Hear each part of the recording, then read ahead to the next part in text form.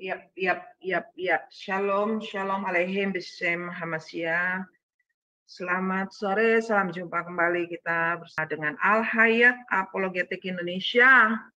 Ya, kita bersyukur ya bahwa pada kali kita bersama dengan Al Hayat. Ya, kita bersyukur bahwa pada hari Minggu ini saya ucapkan dulu Happy Sunday ya untuk semuanya. Semoga semuanya dalam keadaan berbahagia, tetap dalam semangat. Ya, ini adalah hari yang baru buat kita dan kita bersyukur bahwa kita masih masuk di dalam hari yang minggu dan hari yang penuh dengan damai sejahtera sukacita. Artinya orang-orang yang hidup dalam Kristus, maka dia pasti akan mendapatkan kemenangan demi kemenangan, ya, terutama keselamatan itu menjadi miliknya. Dan juga saya sapa teman-teman yang ada di Zoom, Zoom meeting pada malam hari ini, ya seberapapun kita yang hadir ya, kita tetap bersemangat dan bersukacita. Juga teman-teman yang ada di live chat, juga terima kasih mau bergabung bersama dengan kami dan happy Sunday all for you. Dan malam ini kita akan mendengarkan kesaksian yang luar biasa ya dari seorang yang saya pikir tidak kalah kita sudah tahu selama ini ya, ada seorang yang biasa disebut sebagai Mak Lina gitu. Ya, gimana? Shalom Mak Lina. Apa kabar Mak Lina? Shalom semuanya teman-teman, baik yang di Zoom maupun yang di YouTube. Kabar baik, puji Tuhan, luar biasa. Ya, mau buka cam nggak? Silakan kalau mau buka cam ya. Oke. Ya, shalom teman-teman, sekali lagi. Tuhan berkati. Agak majuan dikit boleh, agak majuan. Oke, siap-siap, thank you. Ya, kita akan berdoa dulu ya sebelum mulai. Minta kesediaan Sis Veronica. Veronica boleh, silakan.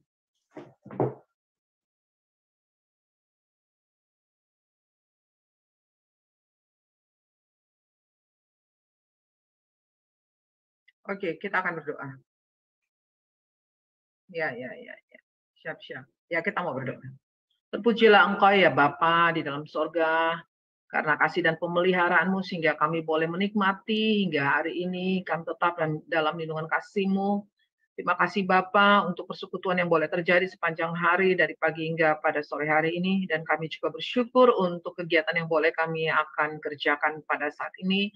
Kami akan bersama-sama mendengarkan kesaksian yang luar biasa dari hamba-Mu, saudara kekasih kami Lina Wijaya yang Engkau sendiri pakai dalam kehidupannya, biar semakin heran dalam pandangan Tuhan, dan biarlah Bapa pada malam hari ini di dalam kesaksiannya begitu akan banyak orang yang diubahkan, mereka yang keras hati bisa dilembutkan, dan mereka yang belum mengenal Injil-Mu, mereka juga akan menikmati dan juga akan melihat Allah yang benar itu. Dan Engkau sendiri akan mengetuk pintu hati setiap orang yang mendengarkan agar mereka mendengarkan Injil dengan baik, karena setiap firman yang diberitakan itu tidak akan berlalu dengan sia-sia, tidak akan kembali dengan sia-sia.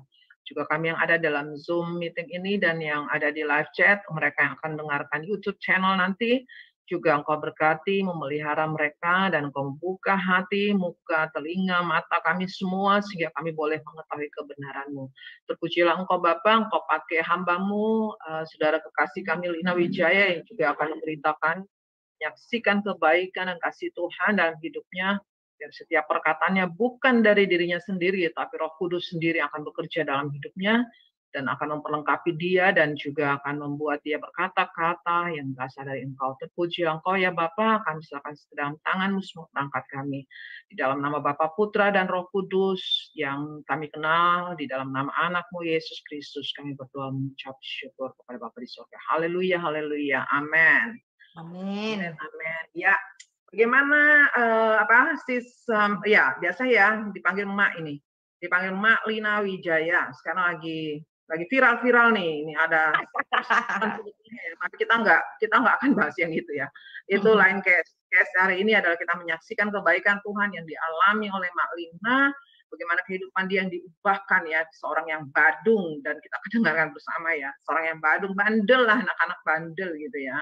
Jadi masa kecil dia bagaimana dan kehidupan yang berbahagia bersama keluarga, sampai kemudian dia lari dari Tuhan, dan mencari kesenangannya sampai akhirnya kemudian dia bertobat dan kembali kepada Kristus. Tapi bukan persoalan itunya aja, tapi perjalanan hidupnya itu loh yang keren loh. Jadi ayo kita dengarkan bersama. Silakan Malina, silakan. Thank you teman-teman ya. Thank you Al Hayat Indonesia untuk semua fasilitasi bagi kami para murtadin. Murtadin itu nggak melulu dari Islam ya teman-teman, tapi juga banyak dari kepercayaan lain. Saya mau disclaimer dulu biar tidak ada kesalahpahaman. Saya Lina Wijaya memang akan menyampaikan kisah atau pengalaman pribadi saya ketika saya dulu menjadi muslimah sampai bagaimana saya menjadi seorang Kristiani Recording in progress. Kristiani sejati saat ini teman-teman ya. Jadi buat saudara-saudaraku, teman-teman muslimku yang Islam, tidak perlu kecil hati, tidak perlu ada syakwa syangka yang berlebihan, karena sejatinya para murtadin itu memang sesuatu yang real, ada di sekitar kita, tersebar rata. Jadi yuk belajar legowo menerima fakta ini. Jadi saya harap teman-teman tidak perlu ada hal-hal yang suzon ya teman-teman, karena ini saya murni menceritakan apa yang saya alami. Saya hidup sebagai anak bungsu perempuan. Nah, jadi saya itu sangat dekat sama papi saya. Papi saya itu seorang instruktur di Pusdikpal Cimahi, Pusat Pendidikan Peralatan Berat di Cimahi. Otomatis saya anak seorang perwira. Jadi karena itu saya juga dididik persis bagaimana militer itu tidak ada abu-abu. Dia ada hitam dan putih saja. Itu merupakan prinsip Alkitab. Ya katakan ya, tidak katakan tidak. Jadi teman-teman, dari kecil saya sudah ditreat seperti itu oleh papi saya almarhum. Kalau lawan, kamu todong. Kalau kawan, kamu tolong. No compromise. Ya, itu satu dasar yang diletakkan kepada saya dari kecil, karena papi saya sebagai tentara, sebagai orang militer memang menggunakan prinsip-prinsip itu, apalagi di zaman-zaman penjajahan ya. Nah, papi saya Dayak, mami saya Manado. Bertemu di Bandung, di Cimahi, membangun rumah tangga di sana, beranak pinak di sana. Jadi kakak saya, abang saya semua kelahiran Cimahi, Bandung. 27 tahun kurang lebih ya dinas itu, kemudian pindah ke Jakarta. Saya lahir ya di Jakarta juga. Kemudian karena sudah purnawirawan, papi saya itu kembali ke Kalimantan. Demikian itu masa lalu saya. Nah, papi mami saya ini walaupun hidup di luar kampungnya, istilahnya zaman dulu kalau orang bisa keluar dari kampungnya itu termasuk jempol teman-teman ya, apalagi bisa bertahan lama di Pulau Jawa, satu dari Sulawesi, satu dari Kalimantan. Jadi ini merupakan satu basic pengalaman orang tua yang sebenarnya juga secara tidak sadar itu membangun hereditas kita. Perhatikan, jadi mental untuk bertualang, mental atau nyali untuk bertemu dengan lawan musuh lawan itu sebenarnya sudah terlatih. Walaupun saya anak perempuan ya, anak perempuan. Papi mami saya itu Kristen, teman-teman. Mereka Kristen dan pendoa sebenarnya, sangat pendoa. Ya. Apalagi mami saya itu. Yang membuat saya benar-benar ada satu masa kembali ke Kristen itu adalah ketika dalam kenangan saya ini terlintas. Setiap saya dulu bangun jam 2 subuh waktu masih hidup dengan orang tua ya. Itu mami saya itu pasti duduk di meja di ruang tengah itu membaca Alkitab. Sudah pasti. Saya ke kamar kecil, keluar dari kamar kecil kembali ke kamar, itu saya pasti lihat mami saya sedang berdoa. Jadi mami saya itu seorang yang membaca Alkitab dan seorang yang pendoa. Papi saya jarang. Kecuali kalau ada acara keluarga dia harus pimpin, nah seperti itu. Tapi itu tidak menjamin, teman-teman. Kenapa? Karena kalau saya flashback ya, Tuhan itu sebenarnya punya rencana tuh berbeda terhadap setiap kita. Tuhan itu membentuk setiap kita untuk satu perkara yang jauh lebih besar yang kita sama sekali tidak pernah mengerti. Dengan kondisi papi mami yang baik saja itu saya masih bisa memilih jalan saya sendiri. Saya itu di Jogja terdaftar sebagai mahasiswa STII. Nah, teman-teman pasti tahu itu Seminari Teologia Injili Indonesia, kampusnya persis berhadapan dengan UKRIM, Universitas Kristen Immanuel di Jalan Raya Solo kilometer 13. Saya terdaftar sebagai mahasiswa teologi, tapi saya enggak kerjakan, saya enggak sekolah, teman-teman, saya enggak urus itu. Saya melanglang buana. Usia 18-19 itu kalau nggak salah saya memutuskan menjadi seorang Islam tanpa memberitahu siapapun. Bukan karena pergaulan bebas, bukan. Bukan karena saya dibawa oleh seorang laki-laki, juga bukan. Tapi memang murni keinginan saya. Kenapa? Karena jujur saya di lingkungan yang berpindah-pindah itu di Jogja, saya tuh jalan-jalan teman-teman, ada kuliah, ada sekolah, jalan ke sini ke situ, ya namanya kita di Pulau Jawa itu kan gampang. Itu teman-teman saya memang rata-rata Muslim. Tidak juga mereka menunjukkan sesuatu yang berlebihan, tidak. Tapi memang saya hari ini berani berkata, itu memang Tuhan izinkan supaya saya menjadi seorang Islam. Itu jauh saya belum bertemu dengan suami saya loh. Tapi saya bersyukur ya, dengan keislaman saya itu saya melihat bagaimana rencana Tuhan itu memang utus kita atau pakai kita atau izinkan kita melalui sebuah fase atau tahapan yang di luar nalar, itu rasa-rasanya kejahatan, rasa-rasanya dosa, rasa-rasanya itu pengkhianatan, rasa-rasanya itu sesuatu yang menyakitkan atau melukai. Tapi itu kan rasa-rasanya kita manusia. Saya memperhatikan, saya hari ini berpikir, jikalau saat itu saya tidak menjadi Islam, ya, nggak mungkin saya menikah dengan suami saya, itu nggak mungkin. Karena suami saya itu adalah seorang Islam yang fanatik, ya. Bukan, saya nggak katakan dia radikal, tapi dia sangat fanatik, sangat ketat. Bahkan dia itu seorang muazin. Saya tuh kalau dengar dia baca azan, lantunkan azan itu merdu sekali teman-teman. Jujur, apalagi kalau di subuh-subuh itu ya, saya tidak bisa pungkiri itu. Nah, jadi kalau saya tidak menjadi Islam, saya tidak mungkin menikah dengan beliau. Sejatinya beliau tidak akan memilih wanita Kristen untuk menjadi istrinya. Beliau juga tidak memiliki satu semacam semangat atau kehendak ya untuk membawa orang dari luar Islam itu menjadi Islam. Saya tidak melihat semangat itu dalam diri beliau. Jadi beliau itu jalannya normal, lurus-lurus aja. Kalau kamu wanita Islam, saya akan nikahi. Kalau kamu wanita Kristen, saya tidak akan mau repot-repot membuat kamu menjadi Islam lalu saya nikahi. Itu tipikal beliau. Makanya saya sebelum bertemu beliau itu memang sudah Islam, makanya beliau memilih saya dan mau menikah dengan saya. Dari situ saya sudah mulai, dan ini teman-teman saya terus terang ya, tidak bertemu dengan orang tua saya sama sekali. Saya menentukan kehidupan saya sendiri, saya memilih jalan saya sendiri, dan saya tidak pernah melibatkan orang tua saya dalam rencana saya berislam, dalam saya menjalani kehidupan saya Islam, dalam saya memberhentikan sekolah teologi saya, dalam saya memutuskan menikah, tidak pernah, tidak ada satupun saya melibatkan orang tua. Jadi teman-teman perhatikan bagaimana saya ini terkontaminasinya sampai sedemikian rupa, sampai-sampai meniadakan orang tua, dalam hal ini bukan meniadakan hidup matinya, tapi otoritasnya sebagai orang tua. Tidak pernah saya melibatkan, tidak ada saya melibatkan satupun.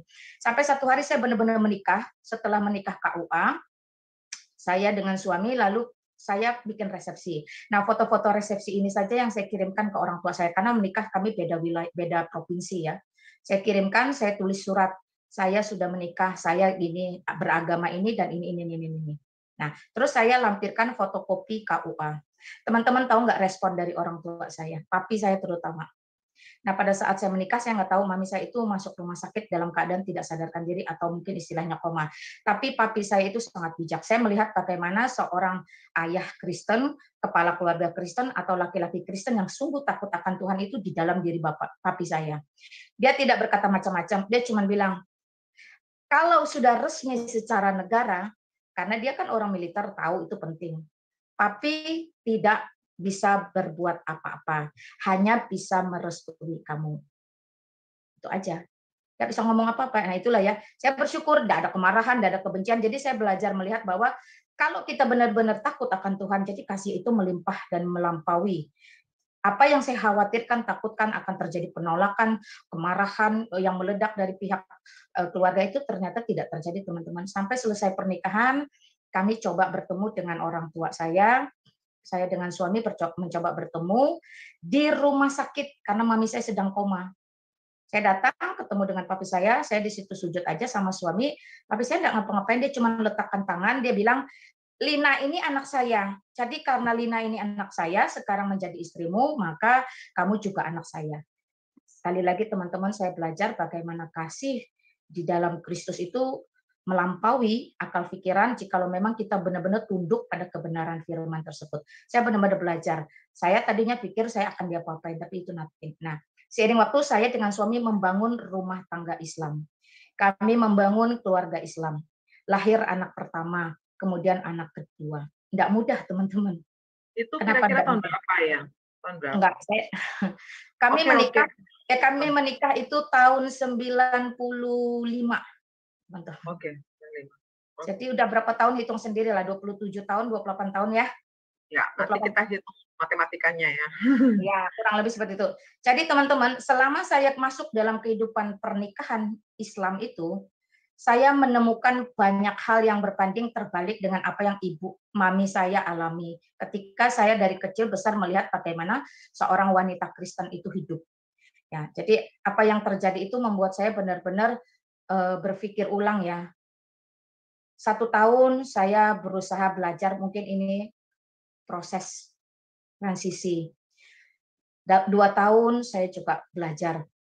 Lahir anak pertama, saya sudah mulai semakin mengerti bahwa kesulitan akan semakin banyak. Apa kesulitan yang terbesar? Kesulitan yang terbesar itu adalah saya tidak memiliki kebebasan atau kemerdekaan. Bukan sebagai istri yang mau liar, mau ke sana kemari, bukan. Bukan juga sebagai wanita yang mau hahaha karena dulu memiliki kebebasan, bukan itu teman-teman. Tetapi di dalam alam bawah sadar saya ini, secara psikis, saya merasa saya itu dijajah. Kenapa dijajah? Ternyata berbanding terbalik dengan ketika mami saya dulu itu, dia memiliki kebebasan, bukan berarti kebebasan yang tidak beraturan, bukan. Tetapi dia benar-benar bisa beribadah dengan leluasa, bisa membaca Alkitab dengan leluasa, dia bisa berdoa dengan leluasa tanpa dihalangi oleh apapun. Jadi artinya dia memiliki satu relasi yang intim dengan Tuhannya itu tanpa di bawah tekanan, tanpa di bawah komando orang lain. Nah, ini berbeda ketika saya makin ke sini kok saya makin tidak leluasa dalam beribadah. Saya kok semakin terkungkung dalam mengenal siapa sih Allah itu sebenarnya, bagaimana sih pencipta saya. Didatangkan guru ngaji, saya belajar ngaji teman-teman, didatangkanlah teman-teman komunitas muslimnya itu, ya saya juga kebetulan tinggal di komplek ya yang mayoritas muslim, jadi disitulah saya ikut pengajian kampung, kemana-mana ikut belajar teman-teman. Secara kasat mata terlihat baik-baik saja, tetapi di dalam diri saya pribadi, di dalam rumah tangga saya merasakan ini sesuatu yang salah sedang terjadi di dalam hidup saya. Apa yang salah? Pertama, saya tidak pernah bisa mengenal siapa sih Allah itu sesungguhnya. Banyak aturan, banyak tata cara, banyak hal yang membatasi.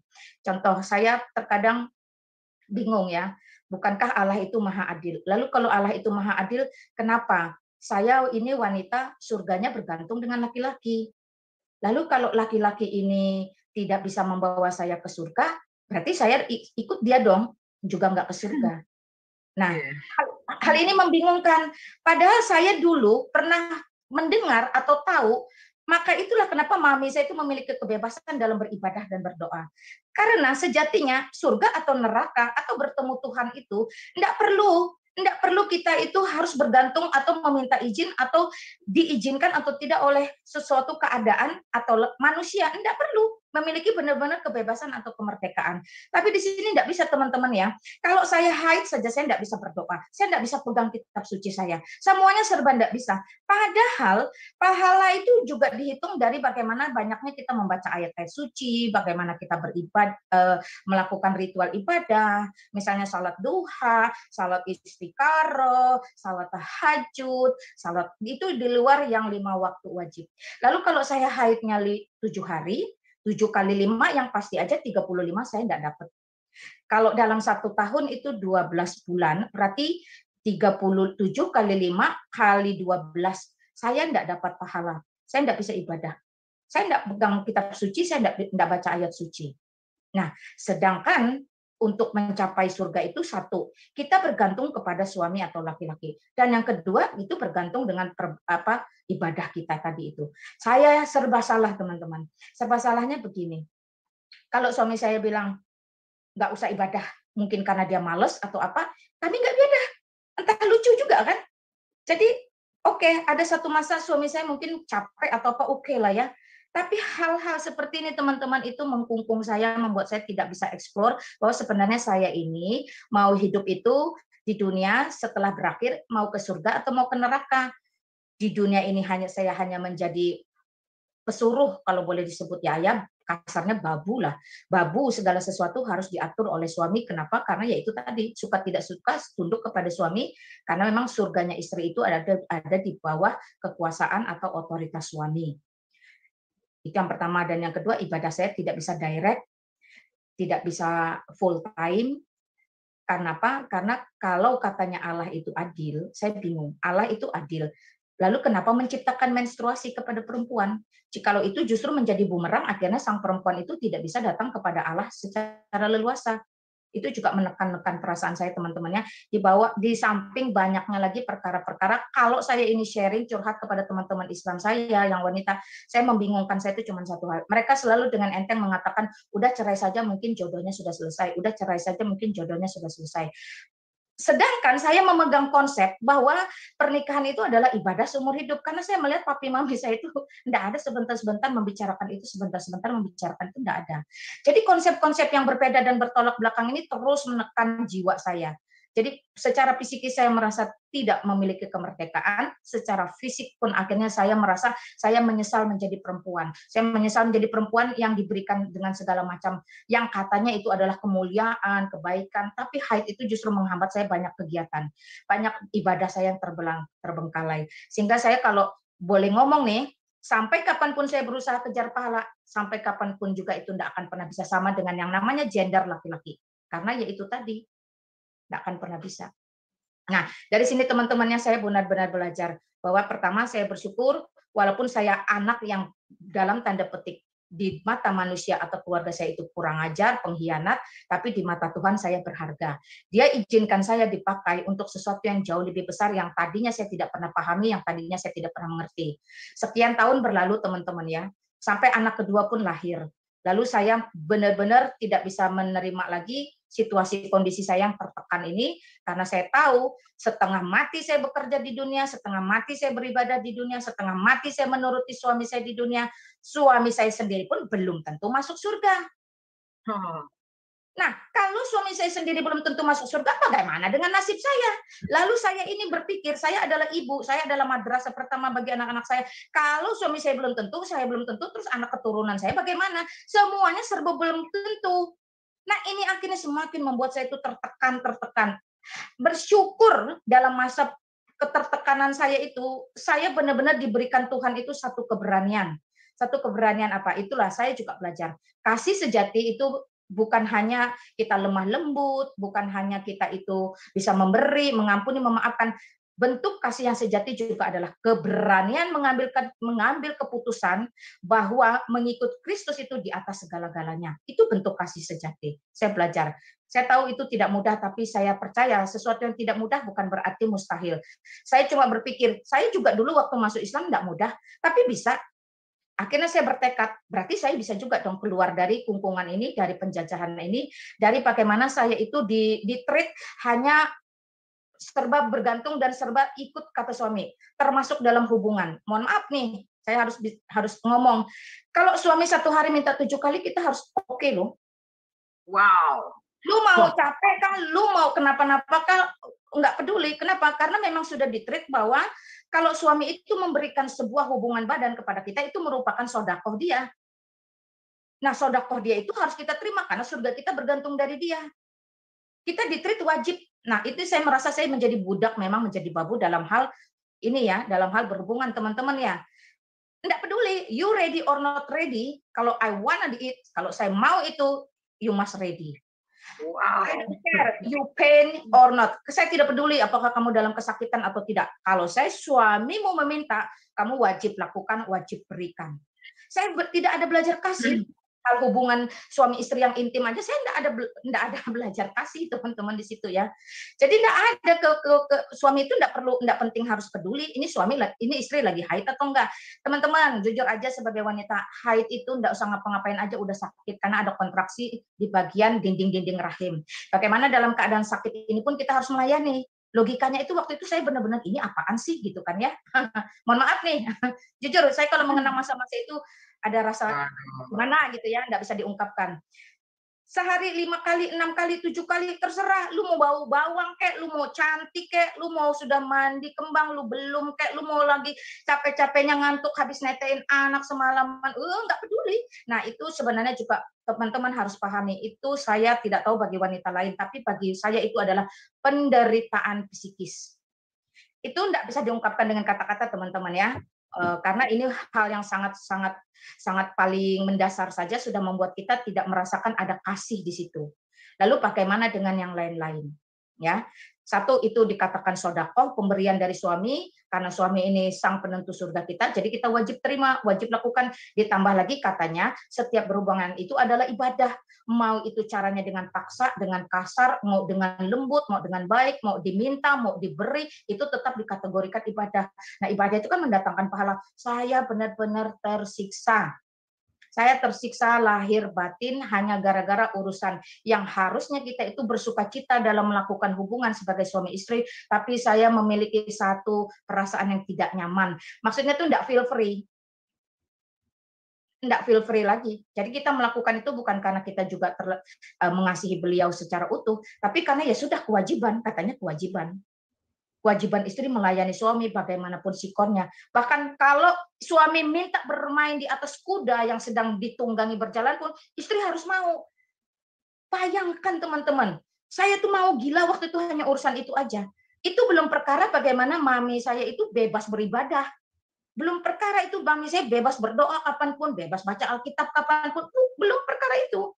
Belum perkara kalau saya, mami saya, papi saya sakit atau butuh saya. Memang waktu itu jarak tinggal kami dari rumah ke dari komplek rumah itu ke komplek rumah papi saya cukup jauh, ada 30-an kilo kali ya. Kalau suami bilang nggak kasih izin, ya nggak kasih izin. Jadi perasaan-perasaan ini yang membuat saya benar-benar tidak merdeka dan merasa saya ini benar-benar budak. Saya hanya budak, mohon maaf nih, kalau boleh dikatakan untuk syahwat. Yang kedua, saya juga merasa saya tidak memiliki hak asasi yang penuh dalam beribadah. Karena apa? Karena kelemahan-kelemahan fisik kita sebagai wanita. Kita ada masa haid, kita ada masa idah, ya habis melahirkan teman-teman ya. Dan banyak hal itu membuat saya pribadi terus terang tidak bisa. Ditambah lagi kalau saya sharing kepada teman-teman Islam saya itu, mereka selalu mengarahkan atau menyarankan saya itu untuk bercerai. Sehingga dalam pandangan mata saya bahwa pernikahan itu bukan sesuatu yang sakral, agung, luhur, mulia yang harus kita pertahankan seumur hidup. Saya melihat papi mami saya sampai mereka meninggal. Ya, mami saya itu meninggal tahun 2000 di usia 63, lalu papi saya meninggal di tahun 2018 di usia 95. Perhatikan teman-teman, itu enggak pernah mereka, papi saya itu berapa belas tahun itu menjadi duda, enggak terpikir sekalipun dia untuk menikah lagi. Nah, dari sini saya belajar, pertama saya tidak mendapatkan kasih sejati, kasih yang murni di dalam keislaman saya. Jauh berbanding terbalik dalam hal apa? Dalam hal hubungan suami istri, saya melihat papi mami saya dalam hal hubungan ibadah pribadi, mami saya dengan Tuhannya, saya dengan Allah saya itu saya tidak memiliki. Ditambah lagi, teman-teman saya kalau saya sharing itu kayaknya menganggap remeh, menganggap sepele pernikahan, sehingga kalau udah merasa nggak nyaman, nggak cocok, ya udah cerai aja. Seolah-olah solusi cerai itu adalah yang terbaik. Dan ini berbeda sekali dengan papi mami saya yang sampai mati itu nggak ada perceraian. Jadi hal-hal yang tanpa sengaja itu Tuhan perlihatkan kepada kita, membuat kita akhirnya teman-teman terpanggil. Ayo selesaikan perkaramu di sisi sini segera. Sebelum waktumu berakhir, segera ambil keputusan, Itu belum ditambah lagi teman-teman hal bagaimana kita ekonomi, bagaimana hal kita menjalankan ibadah selama berpuasa dan sebagainya. Terus terang saya tidak akan buka terlalu banyak, tapi 3 hal yang utama ini saja membuat saya benar-benar merasa yakin saya tidak bisa lagi hidup dalam tekanan-tekanan seperti ini. Tidak mudah, tapi saya percaya dulu ketika saya masuk Islam pun tidak mudah, tapi saya bisa. Maka saya bertekad dan bermohon benar-benar berdoa, Tuhan saya ingin kembali, bagaimana caranya, saya tidak tahu. Seiring waktu, dalam kengerian, dalam ketakutan, dalam perencanaan saya, dalam pikiran yang saya mulai bercabang, saya hanya memohon belas kasihan Tuhan.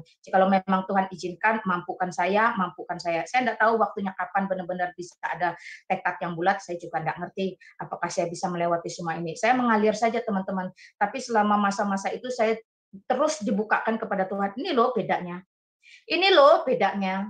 Ini loh bedanya. Nah, sampai saya ketemu satu teman Kristen, ya, teman lama. Saya kalau sharing sama dia, tidak pernah satu kali pun mulutnya menyuruh saya bercerai.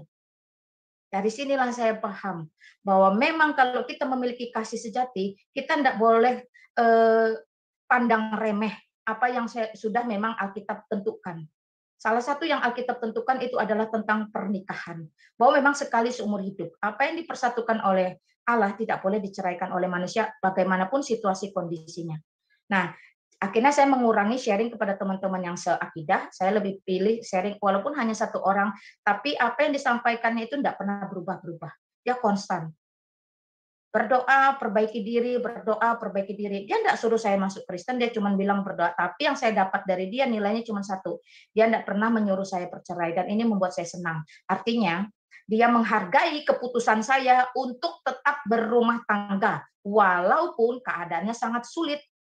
Sampai satu masa, mami saya itu meninggal, teman-teman. Meninggal dunia tahun 2000. Disitulah saya ditempeleng oleh Tuhan. Lina, lihat ibu mau meninggal. Saya lihat loh, ibu saya meninggal dengan sukacita, dalam arti tidak ada keluarga itu yang sibuk harus doakan dia, sibuk begini, sibuk. Enggak, plong saja. Ya udah, puji Tuhan, mami udah di surga. Nah, lalu saya ditanya dengan diri saya sendiri, woi Lina, kalau malam ini kamu meninggal dunia, kira-kira apa yang akan kamu wariskan kepada anakmu dua? Waktu itu anak saya dua laki-laki, udah teman-teman ya. Apa kira-kira yang akan diwariskan kepada anakmu dua laki-laki? Yang notabene dua laki-laki ini pun kelak akan menjadi kepala keluarga. Ya, dia akan membawa anak-anak orang. Ya, seperti itu. Saya terpukul loh teman-teman. Kenapa? Karena mami saya walaupun begitu terlintas dalam otak saya, dia memiliki apa satu? Kebebasan beribadah. Membaca Alkitab, berdoa, dia memiliki kebebasan mutlak yang tidak bisa diganggu-gugat oleh papi saya, oleh siapapun. Artinya, benar-benar dia berharga. Benar-benar dia memiliki satu hubungan yang tidak bisa diganggu-gugat oleh orang lain. Dan ini membuktikan bahwa surga dan neraka itu tidak bergantung kepada orang lain. Entah istrimu kah, suamimu kah, orang tuamu kah, tidak. Karena ini tidak bergantung, maka setiap orang Kristen itu memiliki kebebasan untuk bertemu dengan Tuhannya, dengan Allahnya 24 jam seumur hidupnya. Tidak peduli kamu mau lagi apa. Kamu terbaring pun kamu bisa. Tidak perlu repot-repot. Dari sini saya belajar. Itu terlintas bagaimana mami saya tiap jam 2 malam kalau saya terbangun mau pipis itu dia lagi baca, balik lagi dia lagi berdoa. Itu terlintas. Saya mulai bertanya, apa yang bisa saya wariskan? Sedangkan saya sendiri selama membangun pernikahan ini, membangun keluarga ini, yang ada hanya ketertekanan. Saya pikirkan bukan diri saya pikirkan bagaimana besok menantu saya, cucu saya. Nah, itu teman-teman ya. Ketika saya ditanya oleh diri saya sendiri melihat kematian ibu saya mulai berpikir, Tuhan, ini waktunya saya harus mengambil keputusan. Saya akan tinggalkan iman saya yang membuat saya tertekan, iman saya yang membuat saya tidak memiliki rasa kasih yang sejati. Saya akhirnya tidak terlalu bisa mengasihi suami waktu itu, teman-teman. Yaitu karena tadi itu, saya anggap itu adalah intimidasi, penjajahan psikis yang secara konstan halus dilakukan. Karena apa? Karena ajaran. Ya, karena ditreat oleh ajaran seperti itu. Lalu saya tetap harus mengambil keputusan demi apa? Demi dua anak saya harus keluar mengambil keputusan. Itu benar-benar menjadi titik balik saya setelah banyaknya proses yang saya alami, teman-teman ya. Demikian. Lalu setelah saya mengambil keputusan, tidak semudah yang saya pikirkan juga. Saya mesti harus menjadi seperti pencuri, diam-diam. Saya diam-diam ke gereja, saya diam-diam mencari Alkitab, dapat Alkitab gratis. Itu sebab teman-teman hari ini, apapun keadaan saya, sesulit apapun saya berjuang, berusaha untuk bisa memberikan Alkitab gratis kepada teman-teman murtadin. Karena sampai pengalaman saya dulu ketika saya menjadi Kristen, mendapatkan satu Alkitab gratis itu teman-teman tidak bisa diganti dengan apapun. Nah, itu salah satu yang membuat saya hari ini masih terus memiliki pelayanan untuk membagikan Alkitab secara gratis kepada teman-teman yang baru dari luar menjadi Kristen. Kenapa? Karena secara logika untuk membeli sendiri itu teman-teman ada ketakutan, ada rasa malu, ada kengerian, ya. Belum tentu juga punya duit, belum tentu juga ngerti belinya di mana. Nah, seperti itu yang mendorong saya hari ini kenapa saya rajin membagikan Alkitab ketika saya penginjilan di lapangan bertemu dengan murtadin yang baru percaya. Itu teman-teman. Nah, ini mengharukan buat saya kenapa pengalaman mendapatkan Alkitab gratis itu membuat saya seperti pencuri. Oke, saya baca diam-diam teman-teman di rumah. saya sembunyikan dari suami. Saya pergi ke gereja itu sembunyi-sembunyi jalan kaki. Tapi saya kasih tahu dengan suami, saya ngomong, sejak kematian mami saya ngomong, Pak, saya mau kembali ke Kristen. Saya ngomong itu enggak mudah, teman-teman ya. Enggak mudah, bukan masalah apa-apa. Dia juga enggak akan bisa terima dengan semudah membalik telapak tangan. Kemarahan, kebencian, emosi itu sesuatu yang normal dan sesuatu yang memang harus saya tanggung. Tadi saya sudah katakan tidak mudah, tapi saya yakin saya bisa. Saya dengan polos saja mengatakan saya akan kembali ke Kristen. Suami saya tidak bisa menerima dong. Ya udah, dia melampiaskan dengan cara apa? Ya silakan, teman-teman mungkin bisa berpikir sendiri. Kadang dia tidak pulang. Teman-teman, saya jujur harus akui, suami saya itu seorang penjudi waktu itu. Waktu itu ya, ketika dia hidup dalam keadaan seperti itu. Ya tidak pulang, sibuk saja dia main biliar, main ceki itu, atau main dingdong whatever lah, yang penting karena kemarahannya dia ingin tunjukkan. Dan saya, teman-teman, tidak pernah dikasih uang jajan 1 rupiah pun sejak saya mengatakan saya mau jadi Kristen, selain uang dapur yang diperkecil. Jadi benar-benar hidup saya itu tidak memiliki apa-apa. Saya anggap itu sebuah sanksi dari beliau karena kekurangan ajaran saya mau berseberangan dalam hal akidah. Ya sudah, saya terima. Jadi saya jalan kaki, teman-teman, dari rumah ke gereja itu sangat jauh. Tapi bagi saya itulah ya, saya harus bayar harga, saya pergi. Walaupun saya sembunyi-sembunyi, saya pergi. Saya kalau pergi ke gereja, teman-teman, cuman bisa bawa buku akte nikah saya, KUA. Ya, ada warna merah dan ada warna hijau. Ya, saya bawa yang warna hijau. Saya selalu berdoa dengan kebodohan, kepolosan, ketidaktahuan saya. Tuhan, ini saya, ini suami saya itu buku KUA itu saya letakkan. Ini saya, ini suami saya. Hari ini saya datang di hadapanmu sendiri. Saya cuma percaya bahwa satu masa dia juga duduk di sebelah saya dengan tubuh, jiwa, dan rohnya sembah Engkau. Hanya itu, bolak-balik sampai rumah baca Alkitab seperti pencuri yang dibaca Mazmur, Amsal, sama Yohanes. Teman saya kasih tahu bacanya itu 3 itu aja dulu, karena kamu kan sudah lama nggak mengerti apa-apa. Itu aja bolak-balik, teman-teman. Nah, saya bersyukur saya dipulihkan lewat tiga kitab ini. Nah, kalau sudah seiring waktu, pengertian saya sudah mulai bertumbuh pelan-pelan bahwa saya juga bukan hanya memiliki beban berdoa bagi diri saya, tapi juga saya memiliki beban untuk berdoa bagi suami saya. Saya tiap malam itu dalam kengerian, dalam ketakutan itu, teman-teman, saya hanya bisa meletakkan tangan saya ini pelan-pelan di atas ubun-ubun suami saya sambil berkata, ya, darah Yesus berkuasa. Hanya itu. Karena saya sering dengar kata-kata darah Yesus berkuasa ini dari mami saya. Rupanya rata-rata memang orang Manado itu selalu berbicara itu, darah Yesus berkuasa, darah Yesus, orang Pantai Coastal ya kayaknya seperti itu. Saya hanya bisa itu, darah Yesus berkuasa, darah Yesus berkuasa. Kalau naik motor dengan suami saya naik pelan-pelan, saya pegang pundak kanannya sambil tepuk, sambil saya sebut, darah Yesus berkuasa. Membatin saja, saya tidak bersuara, membatin. Sampai ada satu kengerian, saya dengar sendiri tetangga itu ngomong, saya kebetulan mendengar dan tahu, udah haram hukumnya, nama suami saya disebut, haram hukumnya ngasih makan Lina. Ya, bukan ngasih makan sih, ngasih nafkah. Jadi baik nafkah lahir, nafkah batin itu udah haram memberi makan saya, memberi kepada saya. Karena saya itu sudah bukan Islam lagi. Itu kata-kata, bahkan disampaikannya itu, bahkan ya itu tiknya tuh juga halal. Saya waktu itu, teman-teman, benar-benar terkejut ya.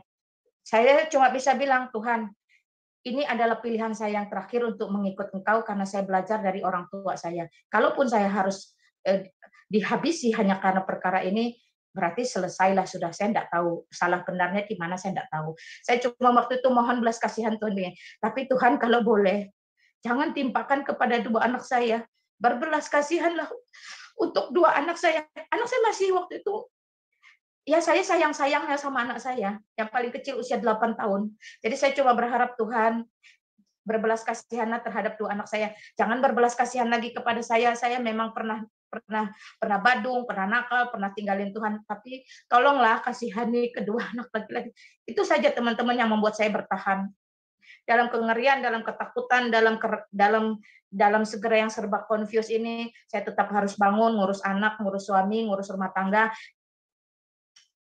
Enggak lagi mendapatkan apa yang menjadi hak saya. Pokoknya kalau saya boleh ngomong tidak terlalu manusiawi, singkat cerita seperti menghadirkan neraka di dalam rumah tangga. Itu yang terjadi, teman-teman. Tapi saya cuma bilang, Tuhan, kalau Engkau mau matikan saya, matikan. Tapi tolong kasihani kedua anak laki-laki saya. Itu yang membuat saya benar-benar survive, teman-teman. Jadi kalau misalnya mau ada satu kejadian yang saya harus menerima KDRT, saya pergi kabur melarikan diri. Kenapa? Karena saya memikirkan dua anak laki-laki saya. Kalau saya sampai selesai, maka dua anak laki-laki saya ini mau bagaimana nasibnya. Jadi saya bersyukur ya, kematian mami saya itu membuat saya mengerti bahwa harus ada warisan iman yang benar yang kita berikan kepada anak-anak itu. Madrasah pertamanya adalah ibu, adalah mama. Saya melihat bagaimana mama saya walaupun tidak speak, tapi dalam gesturnya, dalam kebiasaannya, dia mewariskan sesuatu kepada saya bahwa bertemu kepada Tuhan sebagai pencipta secara pribadi itu adalah kebebasan murni, mutlak, dan menjadi hak asasi yang tidak bisa dikontrol oleh siapapun selain kita memiliki free will, yes or no, mau atau tidak bertemu dengan Tuhan. Jadi kebebasan ini juga yang mendasari saya untuk I don't care. I don't care, saya mau benar-benar bertemu dengan Allah yang benar, Allah yang hidup, Allah yang bisa membuktikan bahwa dia itu bertanggung jawab atas kehidupan saya. Dia bertanggung jawab sudah menciptakan body saya sebagai wanita yang memiliki banyak kelemahan termasuk haid dan lain-lain. Saya menuntut Allah yang bisa bertanggung jawab atas saya ini sebagai ciptaannya. Jadi saya I don't care, saya tidak peduli teman-teman ya. Dan saya bersyukurnya, memang apa yang saya serahkan di dalam doa dengan kepolosan, dengan ketidak ada mengertian itu, di sini pun saya belajar Tuhan mendengarkan. Tuhan mendengarkan orang yang benar-benar tulus hati di hadapannya. Sesulit apapun, semengerikan apapun, itu tidak sedikit pun mengurungkan niat saya untuk tetap terus bergerak maju. Karena apa? Karena ada dua anak laki-laki yang kelak menjadi pemimpin. Kalau saya wariskan kepada dua anak laki-laki ini iman yang salah, maka saya tidak tahu anak menantu cucu saya akan berada di mana. Itu yang mendorong saya untuk tetap bergerak maju. 4 tahun itu adalah masa interval yang tidak pernah saya sangka. 4 tahun itu adalah masa-masa di mana neraka hadir dalam pernikahan, dalam rumah tangga saya. Sampai 4 tahun kemudian, suami saya itu memutuskan untuk tunduk, mau ikut belajar tentang Kristus. Saya tidak tahu teman-teman, itu bukan perbuatan saya, itu perbuatan Tuhan. Ya, padahal suami saya pernah berkata, biarkan leherku disembelih, tidak akan kusembah Yesusmu. Perhatikan teman-teman. Lidah manusia bebas mengatakan apapun. Tetapi kalau Tuhan sudah ambil kamu, kalau Tuhan sudah pilih kamu, tidak ada satupun yang bisa menghalangi. Dan lidah manusia itu bebas memperkatakan apapun berdasarkan apa? Berdasarkan ketidakmengertiannya, berdasarkan ketidaktahuannya, berdasarkan ketidakpercayaannya. Tetapi Allah itu sumber kasih. Dia tahu itu bukan karena kesengajaanmu. Dia tahu itu bukan karena kamu mau. Tapi dia tahu itu semua karena ketidakmengertianmu, ketidaktahuanmu, ketidakpercayaanmu. Hai, saya tidak sebut nama suami saya. Itu sebab saya sangat bersyukur ketika dia memutuskan untuk juga mau belajar. Perhatikan teman-teman, 4 tahun saya menunggu. Saya tidak nyangka kalau itu bisa cepat 4 tahun. Saya cuma bersyukur Tuhan melihat apa yang ada di dalam diri saya ini. Kalau memang betul-betul beres di hadapan Tuhan, dia tidak akan mempermalukan kita, dia tidak akan mengecewakan kita. Dia akan bayar lunas semua penderitaan kita. Air mata saya yang ditampung dalam kirbatnya, menghadapi neraka di dalam rumah tangga selama 4 tahun, sambil tetap berjuang membesarkan anak-anak yang saya kasihi, itu tidak sia-sia. Saya bersyukur, saya tidak memproklamirkan teman-teman kekristenan saya tetap jaga marwah suami saya. Kenapa? Karena saya tinggal di lingkungan kantor, tidak mudah untuk mengungkapkan itu. Walaupun saya mendengar kalimat-kalimat tidak baik, kalimat-kalimat hinaan, kalimat-kalimat ancaman, karena rumah dinas itu couple, dindingnya bisa berbicara dan bisa punya kuping, nah seperti itu. Tapi saya tetap tunduk, setialah sebab aku setia kepada kata Kristus. Itu yang terjadi. 4 tahun kami memutuskan untuk sama-sama belajar, tidak memutuskan sama-sama jadi Kristen, tapi hanya memutuskan untuk sama-sama belajar. Dalam 4 tahun itu banyak perkara yang harus saya lewati. Ketika saya sendiri sudah memutuskan menjadi Kristen, walaupun saya tidak katekisasi, walaupun saya juga belum dibaptis dan tetek bengek, belum sidi, saya sudah mengklaim bahwa saya orang Kristen. Saya berdoa secara Kristen, saya percaya bahwa Allah orang Kristen itu benar-benar bertanggung jawab terhadap ciptaannya, tidak sembarangan. Ya, dalam kesulitan saya, yang paling menekan saya setelah saya memutuskan Kristen itu adalah anak-anak saya. 2 anak saya itu teman-teman diizinkan Tuhan memiliki penyakit yang saya tidak ngerti harus bicara apa. Setiap bulan, semua itu kerjanya cuma step. panas 37 step, panas 42 step, semuanya pasti step. Saya enggak ngerti apa yang harus saya lakukan. Sampai saya pernah satu kali waktu itu benar-benar enggak ngerti. Saya mendengar di rumah sakit, suami sedang dinas ya teman-teman ke Ujung Pandang. Waktu itu namanya masih Ujung Pandang, sekarang mungkin Makassar. Dinas ke Ujung Pandang. Itu anak saya dua-duanya masuk rumah sakit.